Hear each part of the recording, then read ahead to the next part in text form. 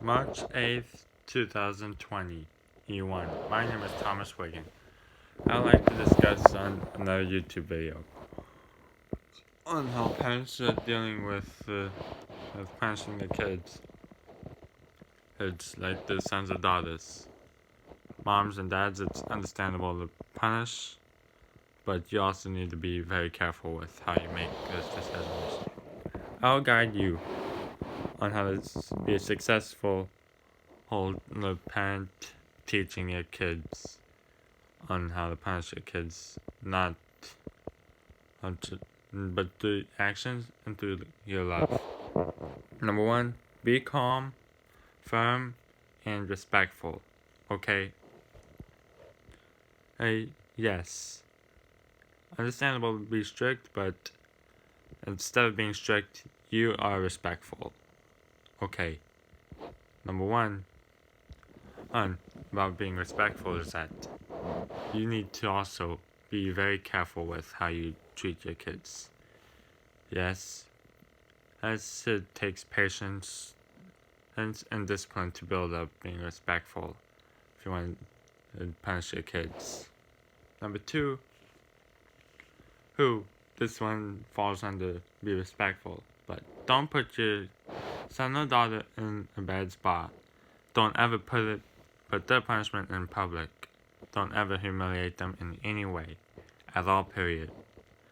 Because that's definitely going to contaminate your relationship with your son or your daughter. I don't think you're ready to afford that. So unless you have any idea on how to deal with that, do not take it in public. Keep it private. Number three, acknowledge the fact that discipline is to teach, not to shame, humiliate, or scare. Okay. Hey, moms and dads, if you're using discipline to teach your kids but to scare them, that has to stop. Okay, I don't care if you fly off the handle. If you fly off the handle, that has to stop. I'm dead serious. You are going to contaminate your relationship if you're flying off the handle. We don't care. I don't care if you are. I don't care if you're trying to be a good leader.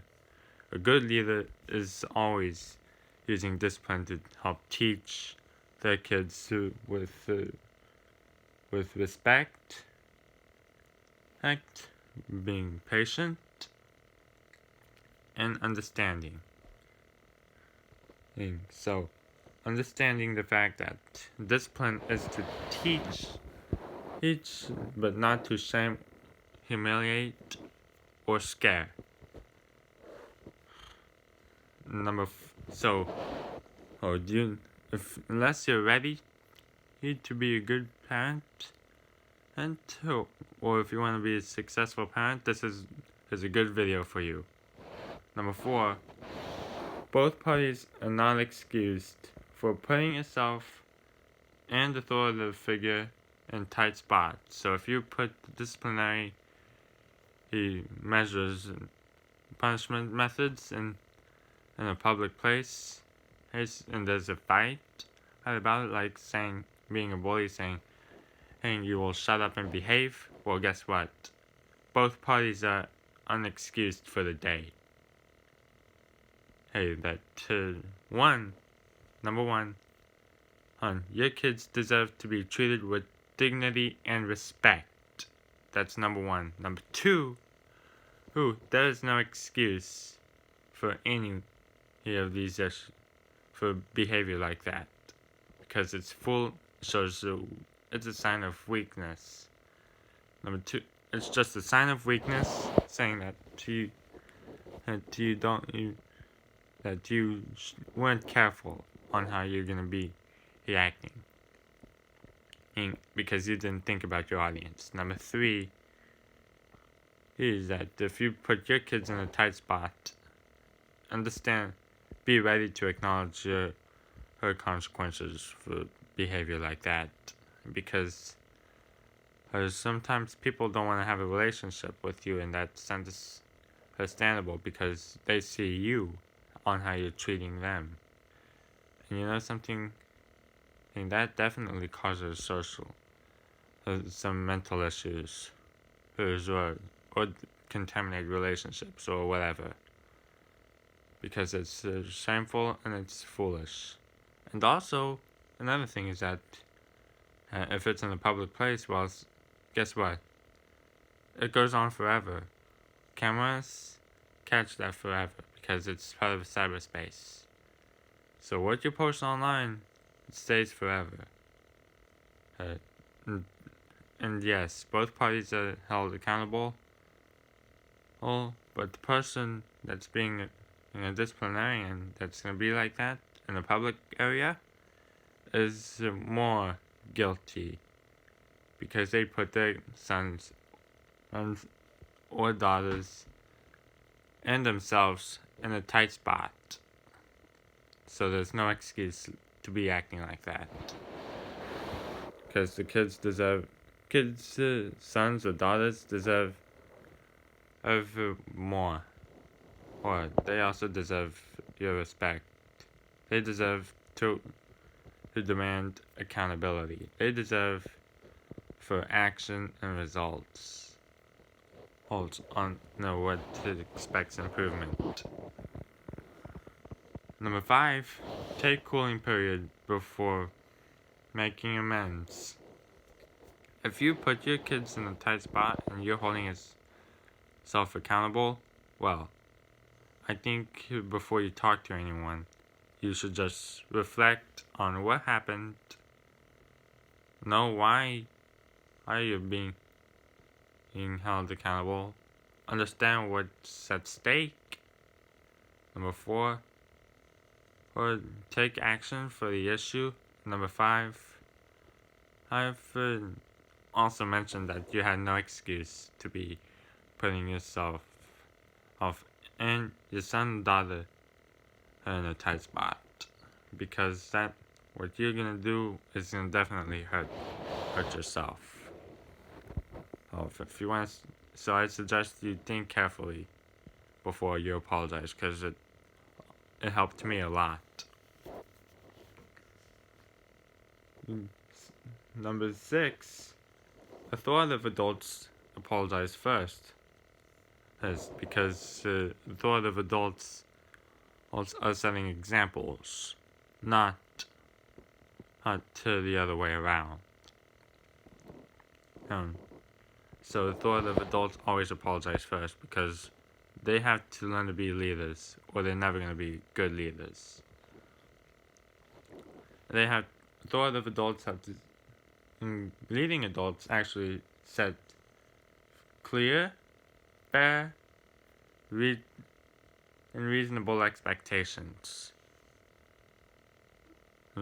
That's all they have to do. Because when adults are want to be good leaders, like a mom or a dad, they always want to set good examples. Because the sons or daughters are going to look up to people like that. They're going to be like this. Because, I've found someone that's been able to be reasonable with me. I think I'm going to enjoy this. Yes, everyone deserves to be treated fairly.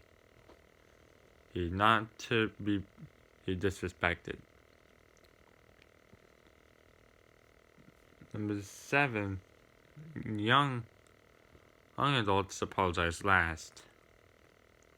Young adults do have to make amends but usually they also hold the right, like any human being.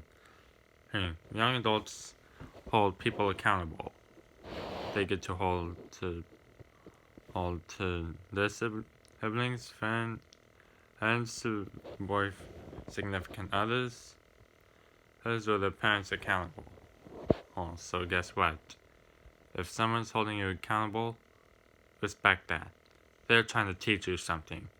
They're not trying to deny you or anything. So if you want to fix your relationship, take accountability for your issues and step up or stand aside. understand that all adults are to set to healthy, positive, and clear examples of how to be a good citizen, how to be a great parent, and how to help mentor others. Because FYI, you shouldn't tolerate.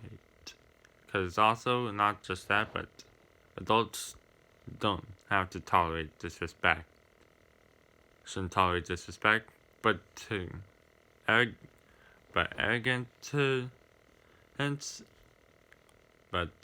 enabling. And for example, another example of enabling is lacking accountability. If you lack accountability, you're not standing up for yourself. You're putting fuel into the fire. I'm sorry, but guess what? You should teach these kids. You should ask yourselves these: am I enabling bad behavior? For not holding accountability on others. Should I step up or should I stand aside? Do I need to hold myself accountable? Those questions are valid to ask. So, what's worse is that if you're not honest with yourself, you're hurting yourself. Ask yourself on how you're feeling. Ask what you want. And it's okay to think about it. So please comment, like, rate, share, and subscribe. No.